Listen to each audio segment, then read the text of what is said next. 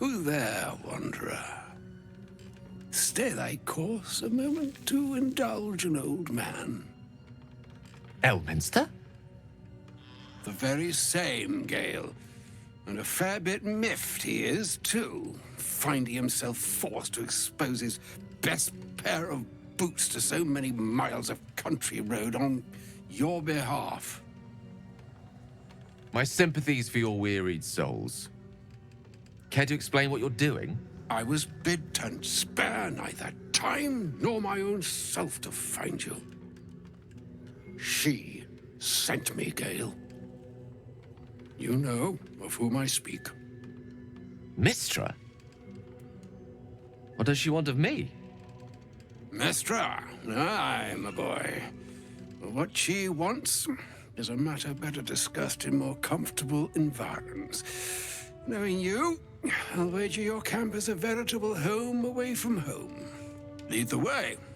Then I can rest these bones of mine for a spell, and you can learn all that I have to share. All right. Let's go. Marvelous. Onward, then. Gale, my boy, I've come to address a most pressing matter. I'll speak as plainly as I can, forswearing the accustomed frills that decorate my speech. Mistress, the message and the charge I bring you are hers. You know where you went wrong, Gale. No, we needn't dwell on that here and now. But even so, you're to be given a chance of redemption. Mistress will consider forgiveness. She would consider what she considers to be forgiveness. Mistress is aware of the misadventures that have befallen you both. She knows of your strife with the Absolute, that most insidious of evils. That is why I have come here to charge you, Gale, with its destruction. It is Mistress' belief that only you can. You mean the orb? You mean I sacrifice myself? As you say, Mistress has granted me the power to stop the clock, as it were, on the orb's rush to overpower you. Instead, you will be able to unleash its lethal combustion at will. You must find the heart of the Absolute, whatever that may be, and use yourself as the catalyst that will burn it from this world. With that, I've said my sorry piece, and need only bestow unto thee the charm I was bid. My Nahastra, Mistra Riel, Italion, Tras Anastra.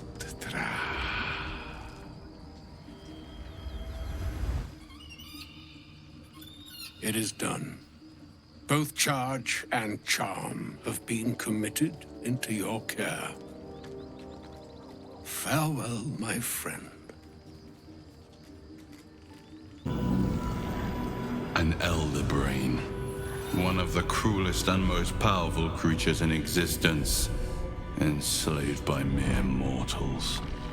Look at that crown. It radiates with power unlike anything I've ever seen. To have it. To hold. Oh, if only I could. But I can't.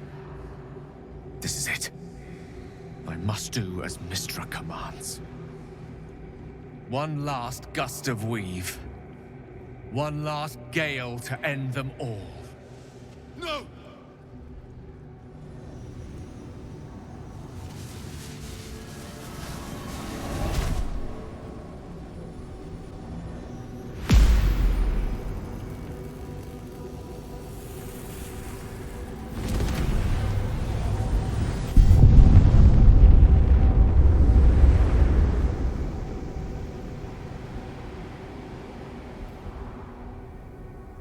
Beneath the smoking ashes of Moonrise Towers, the Elder Brain lies destroyed. But what of the tadpoles it commanded? Freed of the Absolute's control, they will complete their transformations. A plague of illithids will soon descend on the Sword Coast, enslaving all they do not infect. It is an ending of sorts, though not the one destiny had in store for you. Gale of Waterdeep, as I live and breathe. As do you, I'm glad to see.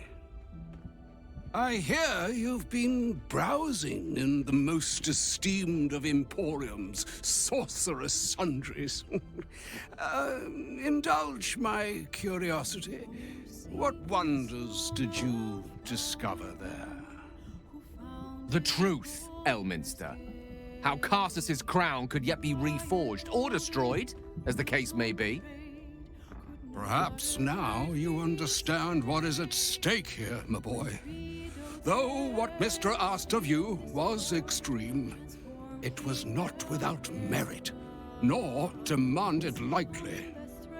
She bids you come to her holy shrine in the Stormshore Tabernacle.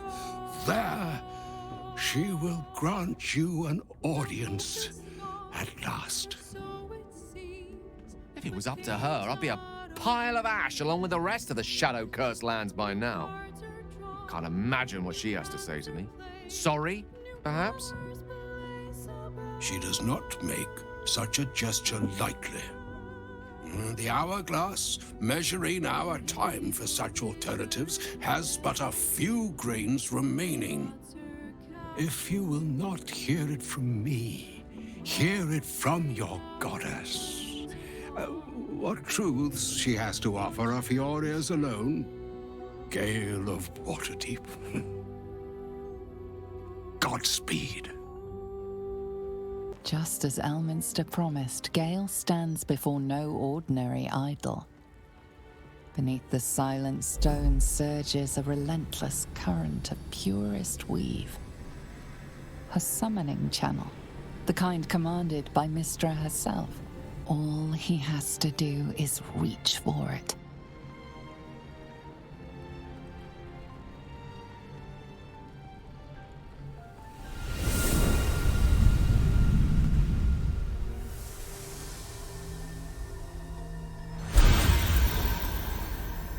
Gale of Waterdeep, you look well. As do you. I assume we're not here solely to exchange compliments. So why am I here? You discovered what lies at the heart of the Absolute, the crown of Carsus. And you disobeyed my instruction. Why? Because you had no right to ask that of me. You cast me out. Remember? You were my lover, my chosen. Yet still you know so little of me. The past cannot be undone with self-pity, nor can a future be forged. Only with the truth will you see the way ahead. The fragment of magic you tried to return to me was not of my creation. It was the Karsite weave. It is a corrupted, half-born magic, wrought in the brief moment Carsus ascended to godhood. It hungers for power, just as he did, and it can never be sated. You unleashed something that would consume all magic in existence, and yet you thought only of preserving yourself. So that's what you're scared of. With the crown of Carsus reforged, I could take control of the Karsite weave. You can no more control the Karsite weave than a weather vane could control a storm.